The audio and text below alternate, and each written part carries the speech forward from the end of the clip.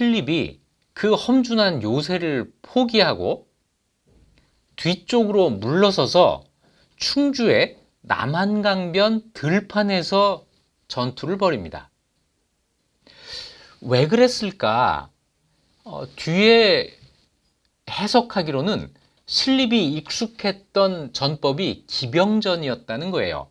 왜냐하면 신립은 이때까지 북쪽에서 여진과 수많은 전투의 경험이 있었고 그걸로 명성을 날리던 사람이었습니다. 신립이 익숙한 전투는 기병전이었던 거죠. 그런데 산악에서는 기병전을 펼칠 수가 없어요. 평지에서 기병전을 펼칠 생각을 하고 이 요새를 포기하고 평지로 내려왔다는 것인데 이게 문제가 됩니다. 적병이 길을 나누어서 충주성을 공격을 합니다. 중앙군 대진이 충주성을 바로 공격하고 왼쪽 좌군은 달천을 따라서 내려가고 우군은 산을 따라서 동쪽으로 가서 강을 건너고 세 길로 나누어서 충주를 협공을 하는 거예요.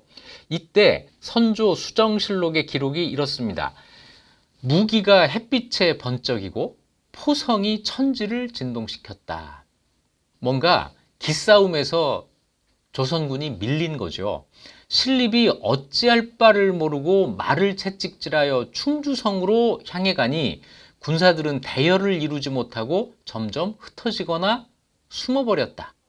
적이 일시에 공격하니 신립의 군사가 크게 패했으며 적이 사면으로 포위함으로 신립이 다시 진친 곳으로 달려갔는데 사람들이 다투어 물에 빠져 흘러가는 시체가 강을 덮을 정도였다. 배수진이라고 하는 게 여기 등장하는 말이죠. 뒤에 강물이 흘러요. 그 앞에서 군인들이 전투를 벌입니다. 앞으로 가면 적병이 있는 거고 뒤로 가면 물밖에 없는 거예요. 이렇게 되면 후퇴하지 않고 싸울 수밖에 없다고 생각을 한 거죠. 왜 이런 위험한 작전을 펼쳤는지 이것도 역시 이해가 안 되는 대목입니다. 죽을 때까지 싸우게 독려할 수 있지만 반면 이 전투에서 지게 되면 적의 총칼이 아니라 뒤에 있는 물에 빠져 죽는 일이 생기거든요. 실제로 이 충주 전투, 탄금대 전투죠. 좀 더 정확하게는 여기에서 물에 빠져 죽은 시체가 강을 덮을 정도였다. 이렇게 되니까 장소 선정이 완전히 실패로 끝난 겁니다. 이렇게 대패를 해요. 그리고 신립은 부하들을 불러서는 전하를 배울 면목이 없다 하고는 그 물에 빠져서 자기도 죽었습니다. 신립은 비겁한 군인은 아니었던 셈이죠. 하지만 능력이 부족한 군인이었죠. 이 신립의 패배는 조선의 마지막 희망을 꺼트린 셈이 됩니다. 신립이 패배했다는 소식을 듣고 서울에서는 바로 피난을 해야 된다는 이야기가 나오게 됩니다. 자, 왜군이 쳐들어왔다. 이일도 보내고 신립도 보내고 그러면서 이 군대로 혹시 막을 수 있을 거라고 생각을 했을 거예요. 그때까지만 해도 일본군의 공격이 이렇게 규모가 클 거라고는 상상하지 못했을 겁니다. 그런데 벌써 왜군이 들어왔다. 경상도 지역에 일본군이 쳐들어왔다는 소문을 들은 도성한 사람들이 동요하기 시작합니다. 그때부터 벌써 피난을 가려는 사람들이 있었어요. 그래서 사대문을 닫고 백성들이 피난한 것을 금지했다. 라는 거죠. 시기적으로 볼 때 아직 조정에서는 피난을 결정하지 않았을 때의 일입니다. 백성들이 먼저 동요했고 이것을 막기 위해서 도성문을 닫고 피난한 것을 금지했다. 이런 거죠. 그래도 도성 사람들이 밤에 밧줄을 타고 성을 빠져나갔는데 가족을 잃어버리는 경우도 있었고 이런 혼란을 이용해서 도적이 일어나서 남의 재물을 약탈하기도 하고 부녀자를 납치하기도 해서 곡성이 길에 가득 찼다. 사대문을 닫았다라고 하는 이 말 때문에 뒤에 이런 말이 나와요. 조선 선조가 피난을 결정한 다음에 자기는 피난을 가고 백성들은 피난하게 하지 못하려고 사대문을 닫았다. 이렇게 이야기를 하는데 이것은 좀 과도한 오해입니다. 아직 피난이 결정되지 않은 상태에서 백성들이 먼저 동요한 것을 막기 위해서 그렇게 한 것이죠. 이런 경우는 고려시대에도 있었어요. 고려시대에 1356년 5월 달에 공민왕이 반원운동을 해서 기씨 일족을 처단한 적이 있습니다. 이 소식이 원에 알려지자 원에서는 80만 대군으로 고려를 공격하겠다. 이렇게 큰 소리를 쳤고 이 소리를 듣고 조정에서는 한양으로 수도를 옮길 생각을 한 적이 있었습니다. 개경보다 한양이 조금 더 안전하다고 생각했으니까요. 이런 소문이 들리자 개경에 살던 사람들이 피난을 하는 일이 있었어요. 그래서 그때 고려에서도 피난을 금지를 시킵니다. 자, 이건 어찌 보면 당연한 일이에요. 백성들이 동요해서 먼저 술렁거리고 움직이기 시작하면 그 다음은 무정부 상태가 돼버리잖아요.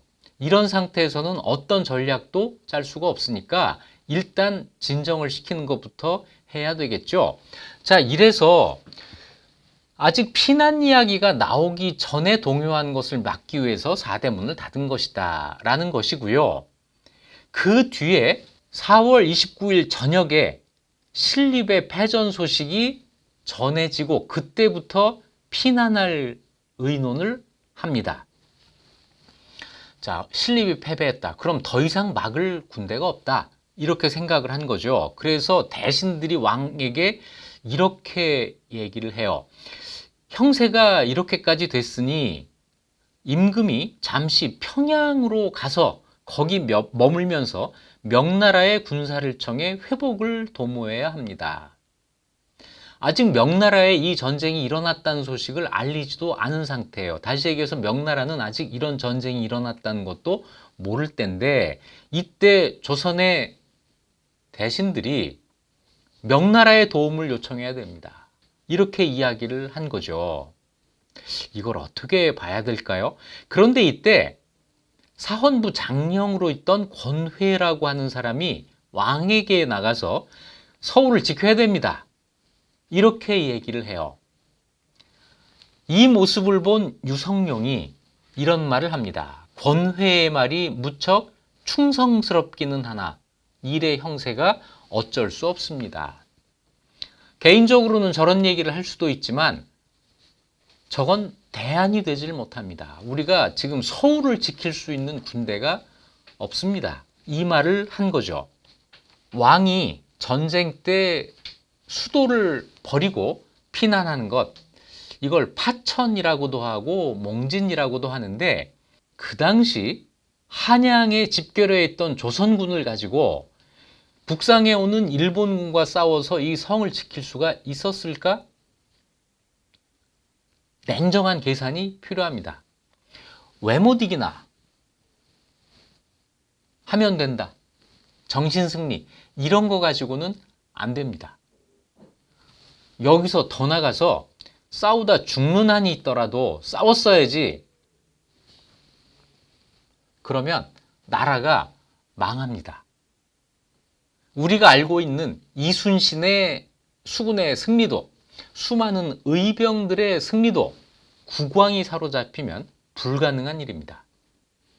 한번 생각해 보세요. 대한제국 시기에 유생들이 의병을 일으킵니다. 그러면 이 유생들에게 고종의 친서가 전달이 돼요. 경의 뜻을 알았으니 의병을 그만 거두어라. 이 고종은 일본의 손아귀에 딱 잡혀 있으니까요. 그러면 이 국왕의 친서를 받은 이 유생이 어떤 태도를 보일까요? 이것은 국왕의 본뜻이 아니다 해서 싸우는 사람도 있지만 왕명을 거역할 수 없다. 이런 사람도 생긴단 말이에요. 그거보다 몇백 년 전에 임진을 한 당시에 전국의 유생들이 만일에